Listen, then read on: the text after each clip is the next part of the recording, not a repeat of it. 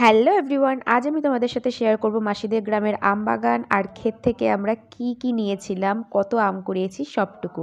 তো এখানে আম বাগান ছাড়াও দেখতে পাচ্ছ আরও বিভিন্ন ধরনের গাছ আছে। আর এই যে দেখো, এটা একটা বাতাবি লেবুর গাছ, লেবু হয়ে পড়ে রয়েছে, তাও কেউ ধরে না। তো যাই হোক, এখানে আমার মাসি গরু নিয়ে যাচ্ছে মাঠের দিকে আর আমরাও তার সাথে সাথে যাচ্ছি। চলো দেখতে থাকো। This cow is not giving any patta to you. ভেন্ডি ক্ষেত, কলা ক্ষেত, পাট ক্ষেত, এটা এমনি শাক ক্ষেত, ওদিকে কলা বাগান, আম বাগান ক্রস করে এসেছি। কি এনেছি সেটা দেখাবো।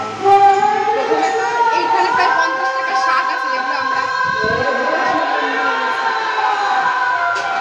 এইটা মাসি মিলে দিলে এইবার বেস্ট হিমসাগর আমাদের ওখানে মনে হয় 100 টাকা করে। এগুলো আমরা জাস্ট কুড়িয়েছি। আর হ্যাঁ, এগুলো মাটির থেকে ইসে করা, গাছে করিনি।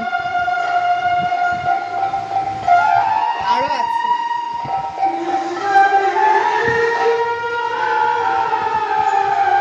এটা আমরা